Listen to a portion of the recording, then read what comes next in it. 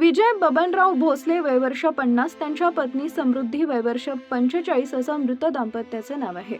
Media रिपोर्टनुसार मुलीला शिक्षणासाठी पुणे येथे सोडून विजय भोसले, त्यांची पत्नी समृद्धी आणि मुलगा वरद हे मारुती कारनं क्रमांक MH11DN 3580 पुसेगावकडे परत येत होते. रविवारी मध्यरात्री भोसले कुटुंब पुसेगाव जवळ पोहोचले होते. घर अवघ्या 5 मिनिटाच्या अंतरावर असताना त्याचवेळी नेरफाटा इथं कार आणि आयशर मालवाहू ट्रकची समोरासमोर धडक झाली.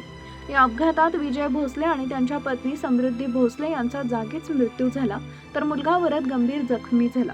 अपघातानंतर काही वेळातच साताऱ्याकडे निघालेली रुग्णवाहिका घटनास्थळी आली. त्याच रुग्णवाहिकेतून मुलगा जखमी वरद यास शासकीय उपजिल्हा रुग्णालयात नेण्यात आले. त्याच्यावर उपचार झाल्यानंतर आता त्याची प्रकृती स्थिर आहे. दरम्यान कार आणि ट्रकची धडक एवढी भीषण होती की अपघातात मारुती कारचा चक्काचूर झालाय. आयशर ट्रक चालकाची पोलीस ठाण्यात फिर्याद. अपघातात मृत्यू झालेले विजय भोसले हे पुसेगाव येथील सेवागिरी शिक्षण प्रसारक मंडळात वरिष्ठ लिपिक म्हणून कार्यरत होते.